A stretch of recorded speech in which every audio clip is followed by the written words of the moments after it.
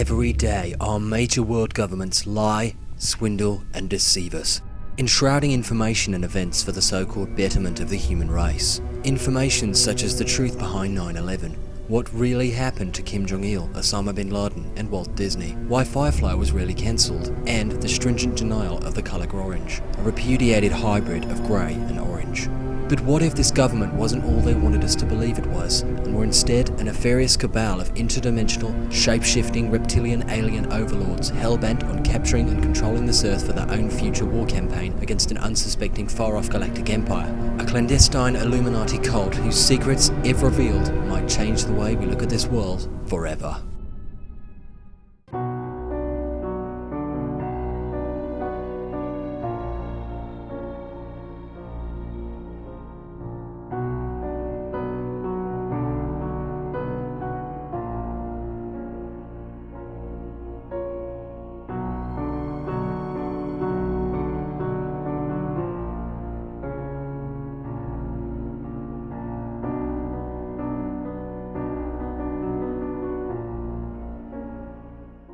Science is widely accredited that humans only use 4% of their brain's maximum ability, a fact popularised by the 2014 Scarlett Johansson biopic Lucy. But behind all that Hollywood razzmatazz lie some frightening truths. In the movie, Lucy, a mule carrying a lucrative new drug in her stomach, accidentally ingests it, enhancing her natural brain power to give her superhuman abilities such as telekinesis and mental time travel. Though stringently denied, the idea that drugs may enhance our brain power is scientifically grounded.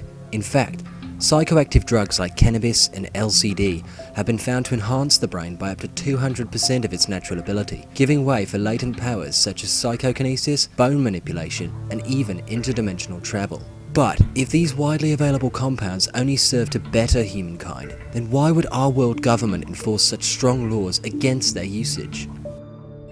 David Leake is the acclaimed author and lecturer on many of his own popularised conspiracy theories. His best-selling prediction books, Apocalypse 2000, Apocalypse 2010, and Apocalypse 2014, have earned Leake millions of fans worldwide. But what led Leake to become the self-titled world expert on the reptilian secret invasion? Yeah, I think it was March 1990. I was in Southend-on-Sea with my then 4-year-old son. I was outside a pet shop, and I heard my name being whispered into the wind. A very evil voice.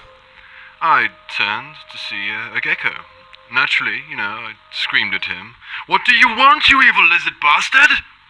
My son was terrified. The satanic leaf-tailed gecko, whom I now understand to be a fourth-dimensional resistance fighter, beguiled me into that store and disclosed his exile from the moon and his current post on Earth to try and undermine the secret reptilian invasion. He was looking for a human who was strong-willed enough, who could actually, resist their psychic influence. Of course, me shouting at him had proven this, and he revealed the Archon Sodality, as from the burning bush God proclaimed to Moses, or even in the Hunger Games, which is actually a very credible paradigm to the current germination of society, where Katniss challenges the rules of the capital. It told me everything. Leake was so compelled by his experience that he immediately put pen to paper in an attempt to expose this information that had, up until then, only been remnants of ancient mythology, and the major plot of a 1983 science fiction series called V. They are merciless. They have turned us all into holographic slaves, and they are guiding us towards an intergalactic war. Events such as the Three Kingdoms War, Hitler's Rising, 9/11, the iPhone, all of these were instigated by the Reptilian Brotherhood, otherwise known throughout history as the Illuminati.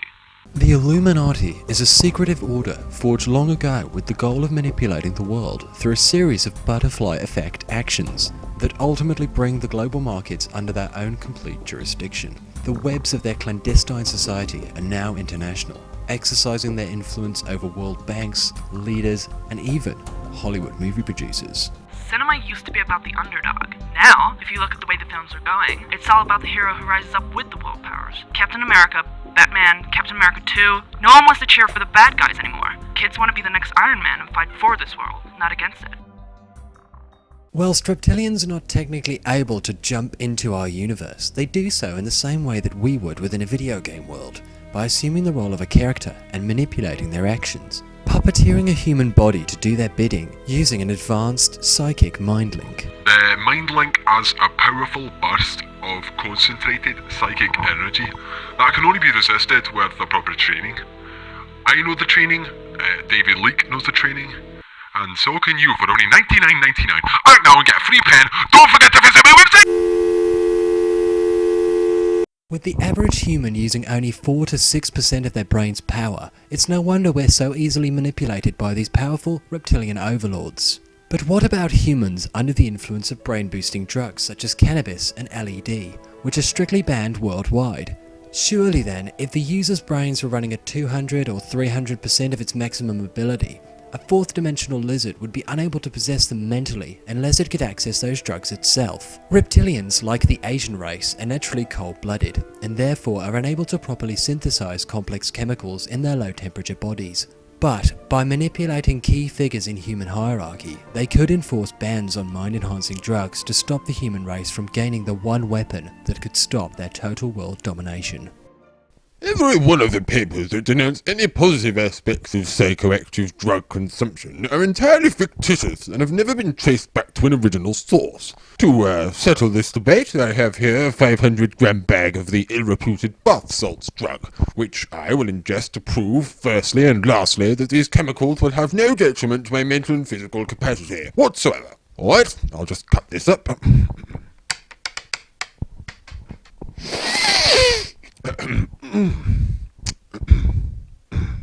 Yes, well, there you are. I am absolutely, positively...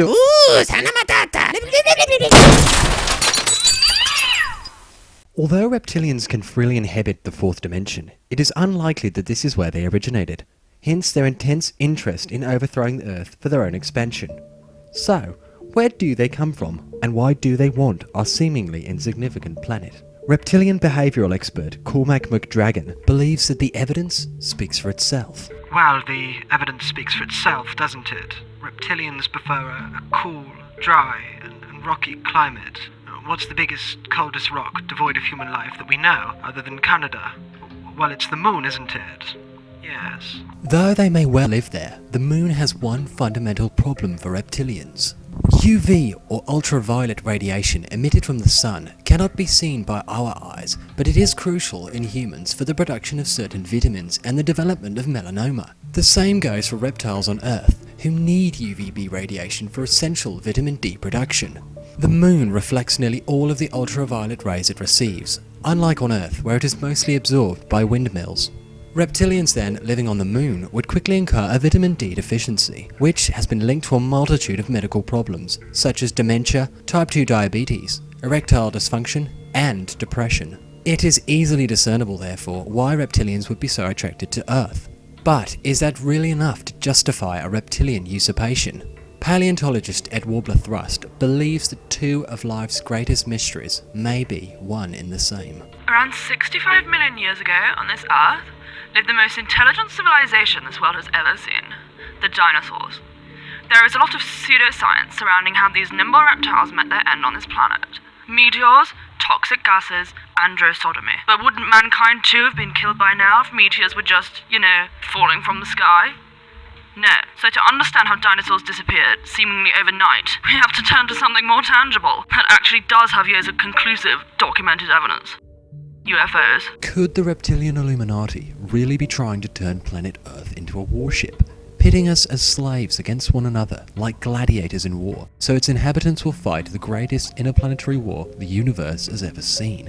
We posed this argument to a senior member of the UK Labour bench, and although they opted to remain anonymous, they stringently denied the accusations. The very notion that our party is ruled by supreme and obviously very attractive lizard-like overlords is utterly preposterous. Oh, it's time for my weekly lunch.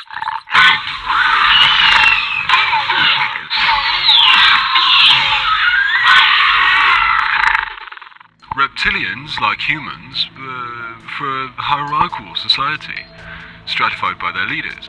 Those who exert only the most powerful psychic energy, thus accommodate only the most powerful psychic minds in world politics and influential humans. The Pope, Obama, Beyonce, even so far back as Churchill and Hitler. The lesser endowed of them are confined to weaker-minded individual figures, such as the cast of Geordie Shore, Katie Hopkins, and the BNP. Some believe that Leek, who once announced himself to be Jesus Christ, Son of God, would be an obvious threat to the Illuminati agenda, and that if his traduced were collaborated, he could fall prey to a reptilian assassination. We put the question to Leek. Even if it were possible, for their energies to permeate my resolute mind, I wouldn't matter. In fact, my death would only justify it to the world that, as a martyr, I fell to aerate their secretive order. Can you hear that? Can you listen? That's them now. That is them. You wouldn't hear it without these microphones, but that is them. Their energy is here now, trying to stop this conversation. David, if your theories do come to pass, when do you foresee this reptilian uprising and subsequent attack happening? Well, the irony of it is, every time I'm asked, and say, 2000, 2012, and so on, they put the date a little more forward. But, if I had to take a guess, I'd say around about, definitely 6th of August, 2016. If Leek's claims come to pass remains to be seen. I suppose for now, we'll just have to keep one eye... Sorry, can I just say, to all those people out there on FaceTube or wherever, the truth is already out there, It's just like that film, The Matrix, where the masses are only living in a simulated reality. We too will awaken someday, and this will only occur when the chosen one, like Neo... David, no, please. We can conclude this with a quote from Nikos Kazantzakis. Since we cannot change reality, let us change the... It's Avatar. Only we are the alien species, and, the reptilians are trying to take our planet. They tried in 1939 when Hitler invaded Russia or somewhere. And let us now change the eyes with which we see... We must open our eyes, people. When you buy a packet of fish fingers from the supermarket, what do you really think? Well, I'm afraid that's all we've got time for. I'd like to thank my guests. Bananas, coconuts, the whole supermarket is full of fruit that isn't actually fruit.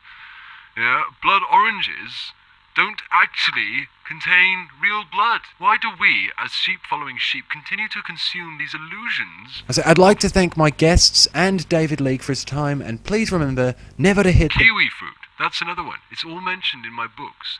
You can buy them through my website. It's www.peelingbackth... Never hit the subscription button peelingbackthelies.com.org.net.uk. My new book will be in most major retailers on the 24th of June. Be sure to...